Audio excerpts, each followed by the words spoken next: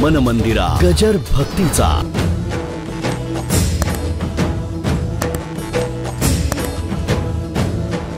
गोष्ट म्हणून सांगत नाही, दाखला म्हणून सांगतो. ते दुर्वास ऋषी नदीच्या पलीकडे उतरले होते.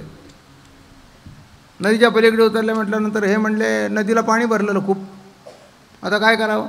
देवाकडे आले, देवा आम्हाला पलीकडे जायचं आहे. ते म्हटले काही नाही, यमुना माईला सांगा, त्याचाही अंगाल जिरवायचा होता आध्यात्मिक.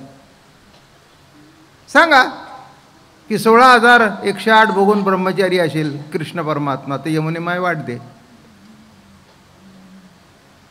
यांनी काही विचार केला नाही. एवढं म्हटल्यावर त्या यमुने माईने वाट दिली ना. झालं 60,000 खंड्या अन्न त्यांनी खाल्लं भरपूर. मग पुन्हा आले, त्या नदी भरलेली. मग विचार थोडक्यात रंगून सांगत नाही, जास्त त्या मुद्द्यापुरतं सांगतो. नदी भरलेली, पुन्हा गेल्या. अहो म्हणाले, महाराज नदी भरली आहे, जाता येत नाही. आल्या कशा? ते म्हणले, कृष्ण परमात्म्याने सांगितलं 16,108 बघून ब्रह्मचारी असेल तर यमुने माय वाट दे.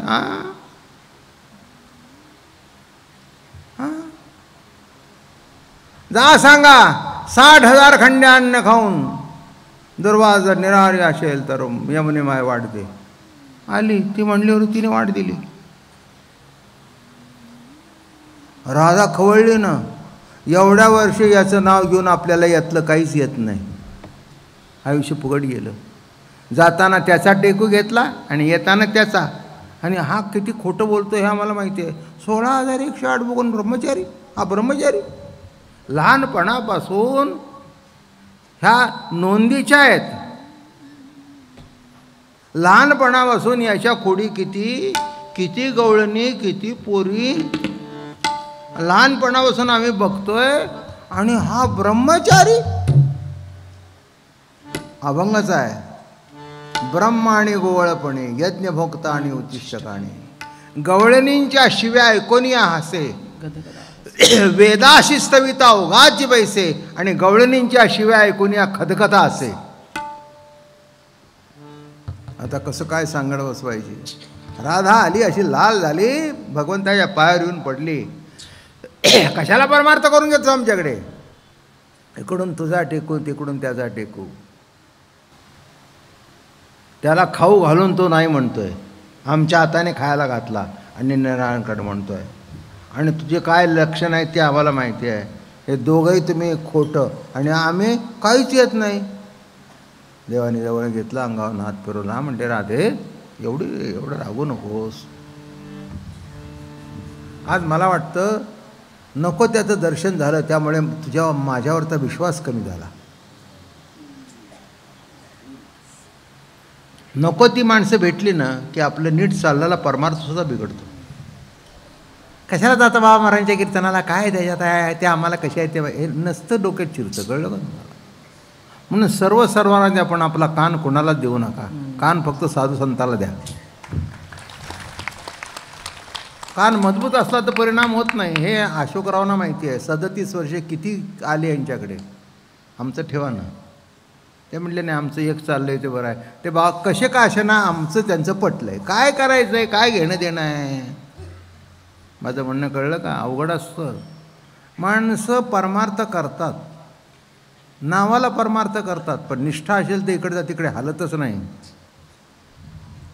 इकडे नाही तिकडे नाही, तो इकडे तिकडे बघतच नाही. कोण आले तरी उडवून लावतो. माझं म्हणणं कळलं का. निष्ठा पक्की पाहिजे, निष्ठा पक्की पाहिजे. हां, काय आमच्या तात्याकडे गेले होते. ते म्हणले तुझ्या बाबतीत ना स्टेजवरची माणसंसुद्धा उतरून जातील. कशाला सांगतोयस. आता तात्याच ते काय. आणि इथे जागा पुरत नाही, नको ना बरोबरी करूस. आम्ही कोणाचं ठेवावं, काय करावं, आमचं आम्ही बघून घेऊ. आम्हाला आवडतं. तुला बाबा महाराज चुकीचे वाटतात, तुझं दुर्भाग्य आहे. आम्हाला आहे ते बरोबर वाटतं, आमचा आनंद आहे. आणि म्हणून टिकलं. मी काय सांगितलं, एक धरून राहिल्यानंतर वाढत जातो. बघा किती फुल आहे. अहो एक दिवस माणसं जमायला अवघड, तर महिना 37 वर्ष जमतायत. रोज सांगतोय मी, कशा करता लक्षात यावं. निष्ठा एक लक्षात घ्या, तुमची माझ्यावर आहेच, पण माझी तुमच्यावर आहे, हे महत्त्वाचं आहे. एकमेकाची एकमेकावर निष्ठा असते तेव्हा कार्य चालतं. नवऱ्याची बायकोवर निष्ठा पाहिजे आणि बायकोची नवऱ्यावर निष्ठा पाहिजे. दोघाची एकमेकावर निष्ठा पाहिजे तेव्हा संसार नीट होतो. नवऱ्याच्या मनात जर थोडा संशय आला की आपण एवढा पगार देतो, त्यातलं ती माहेरला पार्सल पाठवते, असं थोडं जरी वाटलं तरी संशयाचा किडा पडल्यानंतर, अगं म्हणाला एवढे पैसे घरात ठेवण्यापेक्षा सध्या दिवस वाईट आहेत, तुला लागतील तसे आणून दे. ती म्हणली एवढे दिवस वाटलं नव्हतं, आत्ताच का वाटलं? ते म्हणले तुझं तू समजून घे, तुझं तू समजून घे. माझं म्हणणं कळलं का? इतकं विश्वासाला पात्र, हो कुणी कुणाला काय द्यावं, बायकोला सुद्धा स्वातंत्र्य असावं. तिला जर वाटलं द्यावं तर द्यावं ना, पण सांगून द्यावं. काय द्यावं, पण कसं द्यावं? नाही मला द्यायचं, हां द्या ना, पण सांगून दे. चोरून का? अविश्वास कुठे होतो? जिथे अंडर हँड डिलिंग होतं. माझं बोलणं कळलं का? अंडर हँड डिलिंग होतं तिथं चोरी. उघड असेल तर मग इतका नवरा बायको होतं ना, तो मग असं करा ना, माझे बाबा येणार आहे तेव्हा तुम्हीच द्या ना कपडे, द्या ना तुमच्या हाताने. ठीक आहे म्हणले, काय नो प्रॉब्लेम. या म्हणले सासरे बुवा, हे तुम्हाला आमच्या बायकोची इच्छा आहे, तुम्हाला करावं घ्या. अहो म्हणले जावयाकडून घेऊ नये, उगीच वाया जाऊ नका.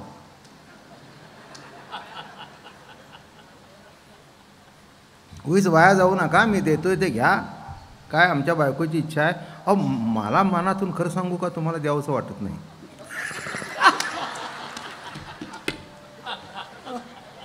पण आमच्या तुम्हाला देण्याने आमच्या बायकोला बरं वाटेल आणि म्हणून हे घ्या. काय पण हे उघड उघड असलं ना, मग पुढे तो काय म्हणला, अगं हे हलकं काय आणलं, त्याच्यापेक्षा चांगला आणायचा. पॅन्ट पीस आणि शर्ट पीस कितीचा आणलास? 500चा. अरे मला सांगितलं असतं तर मी आमच्या 1000 रुपयाचा आणला असता. असं मोकळेपणाने राहावं तर संसार टिकतो. तसं देवाची सुद्धा मोकळेपणाने वागावं. काही चूक घडली असेल तर सांगावी त्याला, हे घडलंय माझ्यातून, घडायला नको होतं, घडलंय, सांगा त्याला, माफ करील, माफ करील. कोण चुकत नाही, मला काही कळतच नाही. माणसं म्हणतात आम्ही चुकलो नाही, पहिला देव चुकलाय. तुम्ही म्हणाल कसं काय? जग निर्माण केलं असतं तर हे भानगडी तुम्हाला मला पडल्या असत्या का? पाप का पुण्य? नाही. जग निर्माण केलं म्हणून पाप आलं. जग निर्माण केलं पण जगत निर्माण केलं असतं तर पापही नाही पुण्य नाही. मलाही कीर्तन करायला नको आणि तुम्हालाही धुवून टाकायला नको. म्हणून पहिली चूक कोणी केली? तू. ते म्हणले ठीक आहे मी निस्तरतो. कशाने? हरिमुखे म्हणा, हरिमुखे म्हणा, हरिमुखे म्हणा, हरिमुखे म्हणा, हरिमुखे म्हणा, हरिमुखे म्हणा, हरिमुखे म्हणा, हरिमुखे. पुण्याची गणना कोण करी, पुण्याची गणना कोण, पुण्याची गणना कोण. गोष्टीचा शेवट राहिलाय थोडक्यात. ते म्हणले आमच्या दोघात नाही एवढी पावर तुला देतो राधे, पण एक लक्षात ठेव, ज्या दिवशी तुझ्या ती पावर येईल त्या दिवशी मी निघून जाईन तुझ्याकडून. तुला कृष्ण पाहिजे काय, ह्या रिद्धिसिद्धीची सत्ता पाहिजे, काय पाहिजे सांग. म्हणशील ती रिद्धी देतो, म्हणशील ती सिद्धी देतो, पण रिद्धिसिद्धी तुझ्या दारात आल्यानंतर मी निघून जाईन. मग तिने अंगावर अंग टाकलं. प्रभू अरे तू गेला तर रिद्धिसिद्धी काय करायच्या? त्याला बघ म्हणली फरक. तो पलीकडेच राहिला, अलीकडे आला नाही. आला का? नदीच्या पलीकडे राहिला, पण माझं दर्शन घ्यायला आला नाही. आणि राधे तू माझ्या हृदयात आहेत, म्हणून माझं हृदय तुला दिलं असताना हे बारीक सारीक या वैष्णवांचे घरी प्रेम सुख इच्छा करी. या वैष्णवांचे घरी प्रेम सुख इच्छा करी. या वैष्णवांचे घरी प्रेम सुख इच्छा करी. या वैष्णवांचे घरी प्रेम सुख इच्छा करी. रिद्धी सिद्धी द्वारी कर जोडोनी तिष्ठती. रिद्धी सिद्धी द्वारी कर जोडोनी तिष्ठती. रिद्धी सिद्धी द्वारी कर जोडोनी तिष्ठती. रिद्धी सिद्धी द्वारी कर जोडोनी तिष्ठती. या वैष्णवांचे घरी या वैष्णवांचे घरी प्रेम सुख इच्छा करी. या वैष्णवांचे घरी प्रेम सुख इच्छा करी. या वैष्णवांचे घरी प्रेम सुख इच्छा.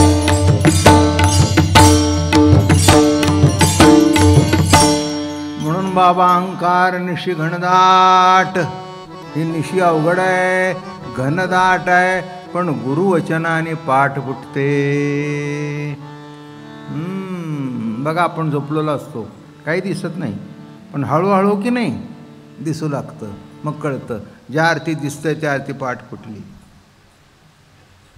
तसं त्या दिवशी तुम्हाला लोकांचं बरं वाटू लागेल, त्याच दिवशी म्हणावं आपल्या जीवनामध्ये पाठ फुटली. जास्ती मोठा परमार्थ सांगत नाही मी तुम्हाला, नुसतं बरं वाटणं, जास्ती नाही, नुसतं बरं वाटणं. कुठे वाटतंय बरं? पण पुढचं सांगू का तुम्हाला? तुमचं सुद्धा बरं वाटत नाही, ते जगाचं क्या बरं वाटावं? विचार करून बघा की तुमचं तरी तुम्हाला बरं वाटतं का? असं कसं वाटतं? आरशात उभं राहून बघा. मनुष्य आरशात उभा राहतो, काय तो आपला मित्र आहे की नाही, आपल्यापेक्षा गोरा आहे, जरा आपल्याला जर गोरं दिलं असतं तर काय झालं असतं?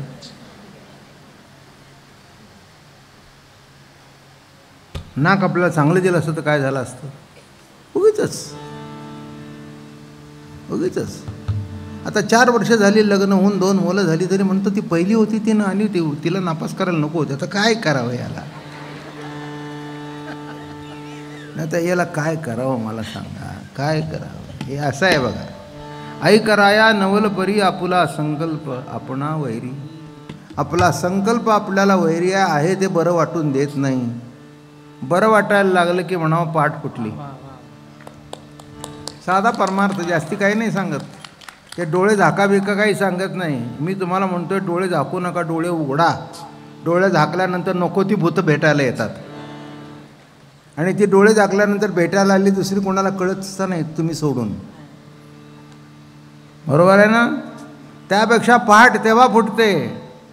अमका तमका म्हणाला माझा मुलगा पास झाला, वा छान झाला. अहो मला नोकरीत बढती मिळाली, आता मला 60,000 रुपये पगार मिळतो. अरे वा वा वा वा, छान हां, छान छान छान छान छान छान. बायकोला सांगितलं, अगं तो भेटला त्याला 60,000. 60,000 आणि तुम्हाला केव्हा मिळायचा? मर.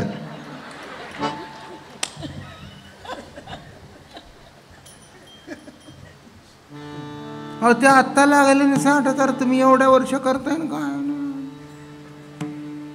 माझ्या बांगड्या सुद्धा बापाने दिल्या त्याच आहेत. तुमची भांडी घासून घासून सुद्धा 5 तोळ्याच्या होत्या, त्या 2.5 तोळ्याच्या झाल्या. आणि ते एवढं पोरगं आपल्या पुढे गेलं. अरे आनंद वाटायला पाहिजे ना. पाठ फुटली नाही. निशी घनदाट, निशी घनदाट. हे बघा, दुसऱ्याचं बरं वाटण्याकरता सुद्धा हा फार मोठा परमार्थ आहे. देव विद्या सोडून कशाचा देवन कशाचा धर्म करत बसला आहे. द्या सोडून सगळं इथून तिथून. फक्त बरं वाटलं की नाही, काय कसं काय मस्त. तुम्हाला बरं वाटतच नाही, कसं बरं वाटणार नाही याच्या मागे आहात तुम्ही. माझं बोलणं कळलं? तुम्ही कशाच्या मागे आहात? कसं बरं वाटणार नाही.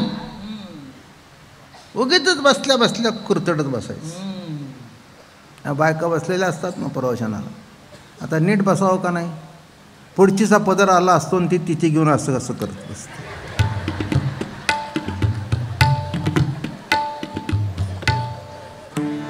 आता कुणी करणार नाहीत म्हणून सांगितलं मी.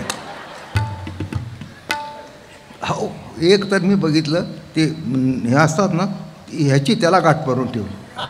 कीर्तनाला आली आहेस का तिच्या लुगड्याच्या गाठी मारला आली? काय तुला करायचं नाही का? पाठ फुटणार नाही कधी. एक सांगू पुढचं, गुरु भेटून जेव्हा पाठ फोडशील ना तुमची, तेव्हाच गुरु भेटल्यानंतर जेव्हा पाठ फुटली जाईल तेव्हाच संत वचनाची पहाट फुटेल. नाही तर तिथपर्यंत काही नाही. काही बरं वाटतच नाही. लोकाचं बरं वाटत नाही, आपलं बरं वाटत नाही, कोणाचं बरं वाटत नाही, नवऱ्याचं बरं वाटत नाही, मुलाचं बरं वाटत नाही, कोणाचंच बरं वाटत नाही. बरं वाटत नाही हा मंत्र.